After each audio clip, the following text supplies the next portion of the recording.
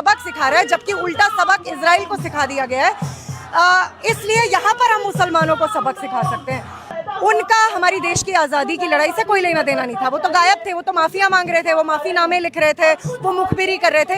ये जो इनकी ट्रोल आर्मी है, जो इनके पीछे जो फुट सोल्जर्स हैं फांसीवादियों के, किसी भी दंगे को करवाने में सबसे आगे रहते हैं, उनका इस्तेमाल मोदी, शाह और आरएसएस के मोहन भागवत टाइप लोग करते रहते हैं। आज पूरी दुनिया में फिलिस्तीन एक अकेला मसला है जिस पर आप यूरोप को देखिए, अमेरिका में देखिए, जापान में, ऑस्ट्रेलिया में, हर जगह अवाम सड़कों पर उतर रही है, अपने देश की हुकूमतों को चैलेंज कर रही है कि इजराइल के साथ और इस जेनोसाइड को फंड करना बंद करो, इजराइल से अपने सारे ताल्लुकात तोड़ो। हिंदुस्तान की आवाम को फिलिस्तीनियों का साथ प्रिसाइसली इसलिए देना चाहिए क्योंकि हम हिंदुस्तानी औपनिवेशिक गुलामी का दर्द जानते हैं। हमें पता है गुलाम होना क्या है। हम 200 साल तक ब्रिटिश हुकूमत के जूतों तले कुचले जा रहे थे। मोदी जी दिखाना चाहते हैं कि वो कितने मतलब लंगोटिया यार हैं नेतन्याहू के, और उन जायनवाद की विचारधारा और फांसीवाद की, जो हिंदुत्व फांसीवाद की विचारधारा है, वो ममेरे चचेरे भाई हैं। आप समझिए, इसमें इजराइल के साथ सारे डिप्लोमेटिक, सारे स्ट्रेटेजिक, सारे इकोनॉमिक, कल्चरल टाइज खत्म करो। आप सैंक्शन करो इजराइल को, और आप इस बात की अनुशंसा करो कि नेतन्याहू को एक वॉर क्रिमिनल के तौर पर उसका ट्रायल चले। वो एक वॉर क्रिमिनल है, वो एक टेररिस्ट है।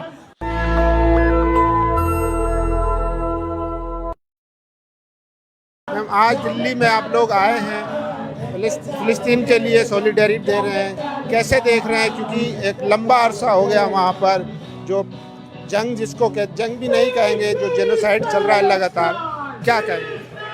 देखिए, सबसे पहली बात तो मैं ये जो कहना चाहती हूँ कि आपने सही कहा कि वो जंग नहीं है, वो एक नरसंहार है, वो एक जेनोसाइड है, कत्लेआम है।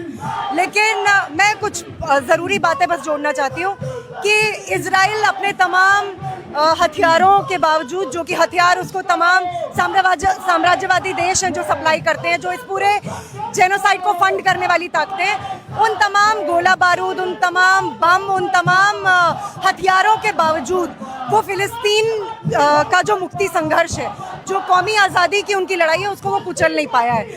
और जो narrative Zionist propaganda machinery, imperialist machinery, जो एक खास किस्म का प्रोपेगेंडा बनाने का कोशिश कर रही थी कि ये तो टेररिस्ट अटैक था जो 7 अक्टूबर को हुआ, फिलिस्तीन जो है वो तो अपनी इजराइल जो है वो तो अपनी आत्मरक्षा के लिए लड़ रहा है, ये सारा झूठ जो है वो भी तार तार हो रहा है। हम जानते हैं कि 7 अक्टूबर को जो हुआ वो कोई आतंकवादी हमला नहीं था। यहाँ पर अगर कोई आतंकवाद है तो वो तो खुद जायनवादी इजराइल है। आतंकवाद तो यूएस इंपीरियलिज्म है, तमाम वेस्टर्न इंपीरियलिस्ट फोर्सेस हैं।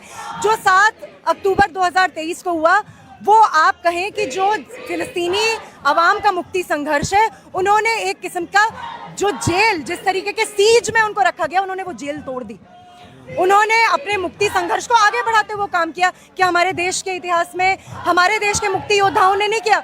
भगत सिंह हो, चंद्रशेखर आज़ाद हो, अशफाकुल्ला खान हो, बिस्मिल हो, खुदीराम बोस जैसे जो हमारे रेवोल्यूशनरीज रहे हैं, जो फ्रीडम फाइटर्स रहे हैं, उन्होंने भी तमाम तरीकों से जो औपनिवेशिक ब्रिटिश हुकूमत थी उसको मज़ा चखाया, उसकी चूल्हों को हिलाया।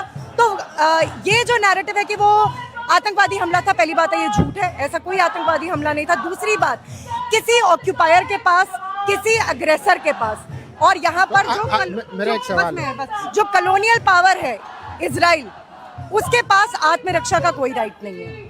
लेकिन भारत में एक तबका है और जो सरकार को सपोर्ट करता है, सरकार भी गाहे बगाहे उसका समर्थन करती है। वो हमास को टेररिस्ट कहती है, खुद जो है ऑफिशियली नहीं, लेकिन प्रधानमंत्री तक ये बात बोल चुके हैं कि जो 7 अक्टूबर को टेरर अटैक हुआ था, तो वो तबका लगातार जो है, हालांकि भारत का स्टैंड पहले से कुछ और रहा है, फिलिस्तीन के समर्थन में रहा है, तो उसको किस तरीके से देख रहे हैं? सरकार का और उस तबके का मानना लगे, लेकिन जो high court, Bombay high court भी कह चुका है एक पिटिशन में कि आप जो है फिलिस्तीन की आपको चिंता है, लेकिन भारत के मुद्दों पर आपको चिंता, तो वहाँ की छोड़ के अपने देश की चिंता करिए। तो आपको नहीं लगता? खैर, बॉम्बे हाई कोर्ट ही हमारे देश के मसलों की चिंता करती और हमारे देश की जुडिशरी यहाँ के मसलों की चिंता करती, तो आज शायद हालात इतने बद से बदतर नहीं होते। जुडिशरी के पास तो कोई राइट नहीं है कि वो अभी देश के नागरिकों को ये सलाह दे कि वो अपने देश के मसलों पर कुछ करे। हम तो अपने देश के मसलों पर भी बोलते हैं। बात यह है कि आज जो फिलिस्तीन पर हमारे देश में बोल रहा है, वो इस देश में जो मुसलमानों, दलितों, मजदूरों,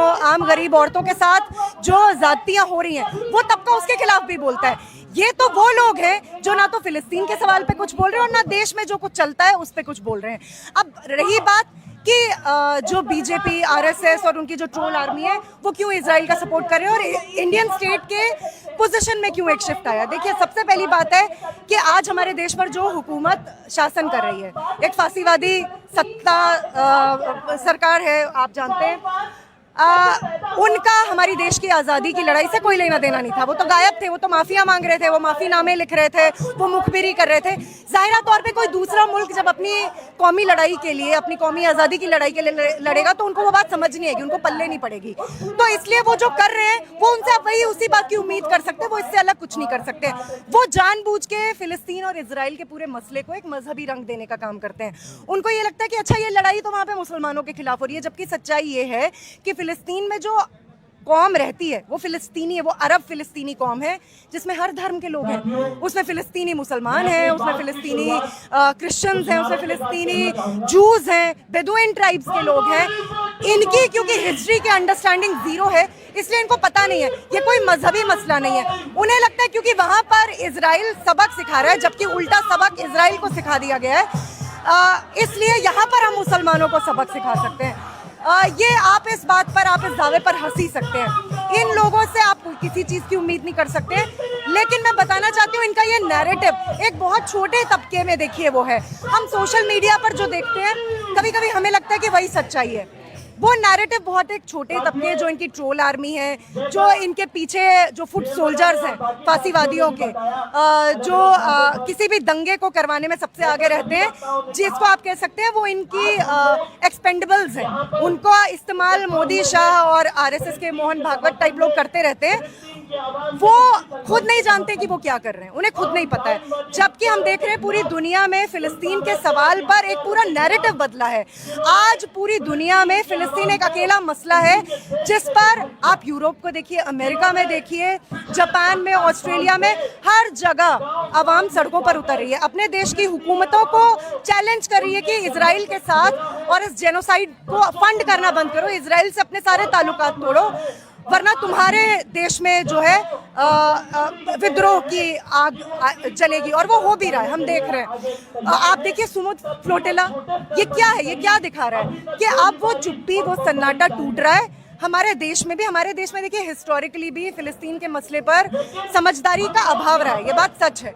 लेकिन फ्लोटिला में भी जो कई देशों का रिप्रेजेंटेटिव था, लेकिन भारत की तरफ से कोई नहीं था, इसको कैसे देखें? उसमें से कुछ लोग तो भारत से भी शामिल हुए हैं, पहले हुए थे, अभी जो फिलहाल जो वो गया था। हाँ, अब पहले तो कुछ लोग गए थे। देखिए, हम उस सबसे चीज़ें नहीं तय कर सकते। ज़ाहिरा तौर पे वहाँ पर नहीं गया, लेकिन हम अपने देश में कई ऐसी ताकतें हैं जो यहाँ पर मोबिलाइज कर रही है आबादी को, जो यहाँ पर इस तरीके के कार्यक्रम कर रही है, जो लोगों के बीच में एक सही मैसेज लेकर जा रही है और ये बता रही है कि हमें क्यों उनका साथ देना चाहिए। हिंदुस्तान की आवाम को, अगर एक ही सेंटेंस में इस बात को, हिंदुस्तान की आवाम को फिलिस्तीनियों का साथ प्रिसाइसली इसलिए देना चाहिए क्योंकि हम हिंदुस्तानी औपनिवेशिक गुलामी का दर्द जानते हैं। हमें पता है गुलाम होना क्या है।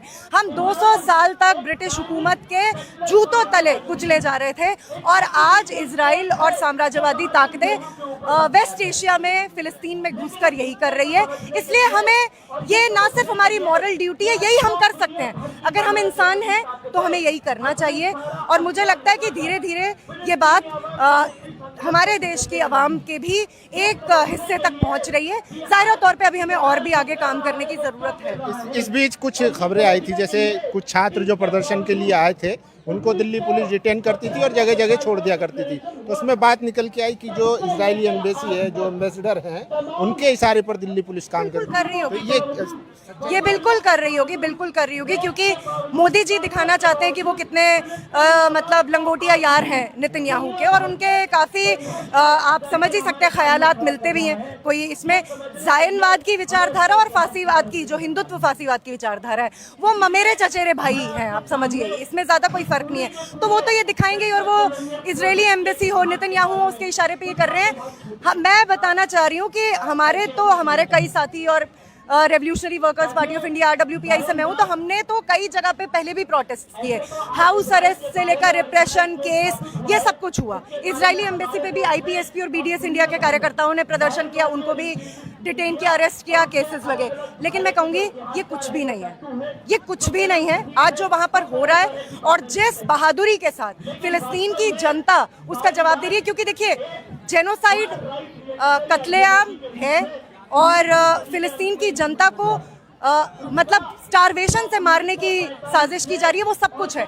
लेकिन वो उसको पैसिवली नहीं स्वीकार कर रहे हैं, वो लड़ रहे हैं, वो एक लड़ती हुई कौम है। इसलिए वो जो बर्दाश्त कर रहे हैं उसके सामने तो हमारे खिलाफ कुछ अरेस्ट हो गए, कुछ पुलिस केस हो गए, वो कुछ भी नहीं है।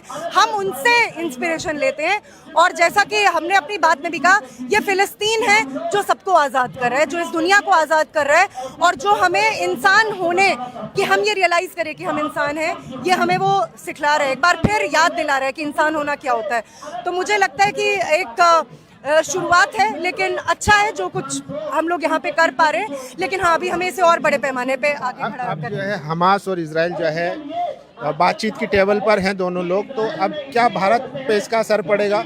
क्योंकि भारत ने कई जगह दिखाया कि वो उसका रवैया जो फिलिस्तीन के प्रति था वो बदला, चेंज हुआ, इजराइल के समर्थन में ज़्यादा हुआ, और क्योंकि पूरा मुस्लिम कंट्रीज जो हैं वो फिलिस्तीन के समर्थन, तो क्या उसका असर भारत की डिप्लोमेसी पर पड़ेगा? नहीं, देखिए, सबसे पहले तो मैं कहूँगा मुस्लिम कंट्रीज कहीं पर भी फिलिस्तीन के जितने भी अरब देश की जनता की तो भावना, जनता, हाँ बिल्कुल, जनता तो हर जगह की है। ज़ाहिर तौर पे अरब देशों की जनता ज़्यादा मतलब दिली तौर पर उस संघर्ष के साथ खड़ी रही है, लेकिन वहाँ के हुक्मरान भी कहाँ हैं साथ में। मेन चीज़ ये है कि हिंदुस्तान आज भी एक दोनों तरफ की बात कर रहा है।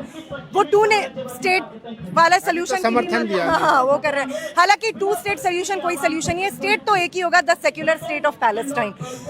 ये 2 स्टेट सोल्यूशन की तो कोई बात ही नहीं है। मेन बात ये कि हाँ, हिंदुस्तान की जो अभी फासीवादी हुकूमत है वो भी ये जानती है कि उसको भी बाकी मुल्कों से और जो इसमें अरब देश हैं उनके साथ भी उसको अपने ताल्लुकात कायम रखने हैं, तो इस पर भी वो कुछ बीच बीच का स्टैंड लेगा। बात ये है जो हम आज के इस प्रदर्शन के जरिए भी कह रहे हैं कि आप इजराइल के साथ सारे डिप्लोमेटिक, सारे स्ट्रेटेजिक, सारे इकोनॉमिक, कल्चरल टाइज ख़त्म करो, आप सैंक्शन करो इजराइल को, और आप इस बात की अनुशंसा करो कि नेतन्याहू को एक वॉर क्रिमिनल के तौर पर उसका ट्रायल चले।